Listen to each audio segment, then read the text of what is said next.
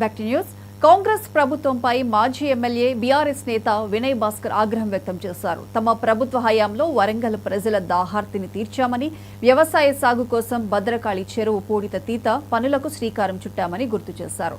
అయితే కాంగ్రెస్ సర్కార్ ఐలాండ్ సుందరీకరణ పనుల పేరుతో అవినీతి అక్రమాలకు తెరలేపుతోందని మండిపడ్డారు.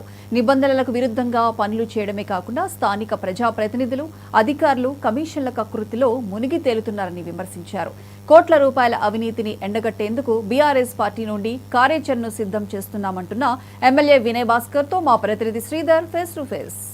భద్రకాళి చెరువులో పనులు పర్యవేక్షించుకు దాసేపు వారు కొంత ఉన్నారు. వాళ్ళని అడిగి తీసుకునే ప్రయత్నం చేద్దాం. ప్రస్తుతం ఎలాంటి పనులు కొనసాగుతున్నాయి, మొత్తానికి పర్యాటక హబ్బుగా మారే విధంగా భద్రకాళి చెరువును సుందరీకరంగా చేస్తున్నటువంటి సందర్భం ఉంది. దీనిపైన పనులు పర్యవేక్షణ కోసం మనతో మాట్లాడేందుకు వచ్చినటువంటి దాస్య వినయ్ భాస్కర్ అన్నారు. అని అడిగి తెలుసుకునే ప్రయత్నం. చెప్పండి, ఎట్లా ఉన్నాయి అసలు ఈరోజు పనులు?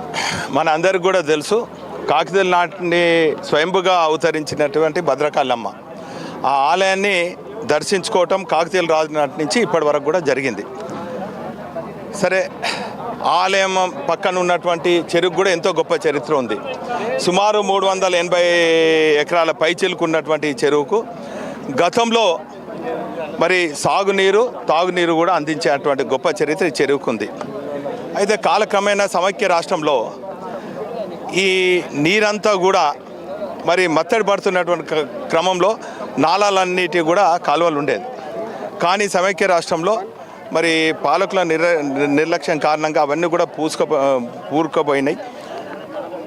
ఆ తర్వాత 2003లో బహుశా 7వ నెల అనుకుంటా భారీ వర్షాలు వచ్చినాయి. అంటే దేశంలో అత్యధిక వర్షపాతం ఈ వరంగల్ నగరంలో కొట్టింది. ఆ సందర్భంలో అప్పుడున్నటువంటి ప్రభుత్వం, కేసీఆర్ ప్రభుత్వం, అదేవిధంగా కేటీఆర్ గారు ఈ పరిస్థితి చూసి నగర ప్రజలకు ఇటువంటి ఇబ్బంది మరొకసారి కావద్దని సుమారు 180 కోట్ల అడ్మినిస్ట్రేషన్ శాంక్షన్ ఇచ్చి ఆ పనులను కూడా అవుతున్నాయి. అయితే ఈ సందర్భంగా మాయమాటలు చెప్పినటువంటి కాంగ్రెస్ అధికారంలోకి వచ్చిన తర్వాత మరి ఇక్కడ ఈ భద్రకాళి చెరువు పైన పూడికతీతల పేరుతోని, అదేవిధంగా సుందరీకరణ పేరుతోని అవినీతికి తెరలేపారు. సరే, పూడికతీతలు జరుగుతాయి కావచ్చు, డీసిన్ఫ్లేషన్ జరగాలి, ఎందుకంటే కొన్ని ఏళ్ళ నుంచి కూడా ఉన్నది, సుందరీకరణ కూడా జరగాలి, నగర ప్రజలకు కూడా కొంత మంచి ఉన్నదని మేము చూసినాం.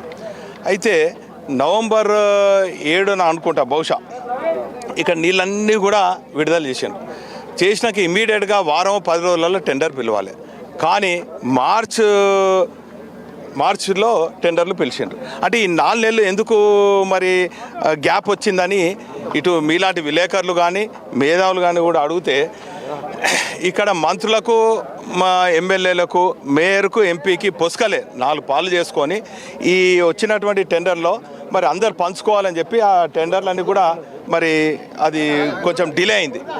అక్కడికి పర్యావరణ అంటేనే ఉన్నారు, ఇది ఇంత డిలే ఎందుకు చేస్తున్నారు, ఎందుకు ఇది అవుతుంది, మరి ఇమీడియట్గా టెండర్లు కాల్ ఫార్ చేసి ఇవన్నీ కూడా చేయాలి, వర్షాకాలం వస్తుంది, తక్కువ సమయం ఉన్నది చెప్పినట్టే అది ఈ అవినీతిని, ఈ వాటాలను, ఈ కమిషన్లను పంచుకునేదానికి లేట్ అయింది. సరే, మరి ఇటు ఎంపీ కూడా, ఎంపీ గారితో పాటు ఎమ్మెల్యేలు, మేయరు, మంత్రులు కూడా సరే వాళ్ళకు అనుకున్నంగా ఉన్న వాళ్ళను, కాంట్రాక్టర్లను రంగంలో దింపినరు, పనులు కూడా అవుతున్నాయి. ఈ సందర్భంగా ప్రజలందరూ కూడా ఏం ప్రశ్నిస్తారంటే, మేము ప్రభుత్వంలో ఉన్నప్పుడు కూడా చెరువులో మట్టి తీసుకుపోయేదానికి రైతులకు ఉచితంగా ఇచ్చినాం.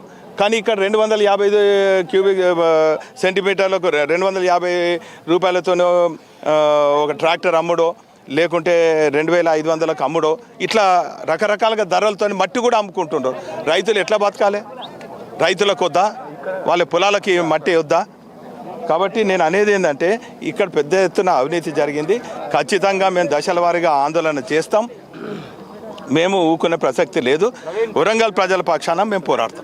ముఖ్యంగా పశ్చిమ ఎమ్మెల్యే మాజీ ఎమ్మెల్యే దాస్యం వినయ్ భాస్కర్ గారు ప్రత్యక్షంగా పర్యవేక్షిస్తున్నటువంటి మనం సందర్భం చూస్తున్నాం. ఇక్కడ ఉన్నటువంటి పరిస్థితులు ఏ విధంగా ఉన్నాయి, ప్రధానంగా ఇక్కడ అవినీతి అక్రమాలతో నేపథ్యంలో ఈ పూడికతీతలు జరగడమే కాకుండా ఈ సుందరీకరణ పనులు కూడా పూర్తిగా కాంగ్రెస్ ప్రభుత్వం తమ హయాంలో అంటే బీఆర్ఎస్ పార్టీ హయాంలో ఇక్కడ తాగునీటి వసతి కోసమే ఇక్కడ ప్రణాళికలు తీసుకొచ్చాం. దాన్ని అంతా కాంగ్రెస్ పార్టీ అవినీతి ఆరోపణలకు అవినీతికి అక్రమాలకు కూడా పెద్ద ఎత్తున పీట వేస్తుందనే కోణంలోనే ఇది ప్రజలకు జనారికానికి తెలిసే విధంగా వివరించేందుకే ఇక భద్రకాళి చెరువు వద్దకు వచ్చానని చెప్పేసి దాస్యం వినయ్ భాస్కర్ చెప్తున్నటువంటి సందర్భం అయితే కనబడుతుంది. ఏది ఏమైనప్పటికీ వరంగల్లో జరుగుతున్నటువంటి సుందరీకరణ పనులకైతే అలసత్వంతో పాటు అధికార పార్టీలో ఉన్నటువంటి కాంగ్రెస్ అయితే ఇక్కడ నిధులను దుర్వినియోగం చేస్తున్న ఆరోపణలు మాత్రం పశ్చిమ ఎమ్మెల్యే మాజీ ఎమ్మెల్యే దాస్యం వినయ్ భాస్కర్, ముఖ్యంగా హన్మకొండ జిల్లా అధ్యక్షుడు దాస్యం వినయ్ భాస్కర్ చెప్తున్నటువంటి అంశం అయితే ఉన్నది. దీనిపైన కాంగ్రెస్ ప్రభుత్వం పార్టీ నాయకులు పార్టీ శ్రేణులు ఎలాంటి స్పందిస్తారో చూడాల్సిన అవసరం అయితే ఉంది.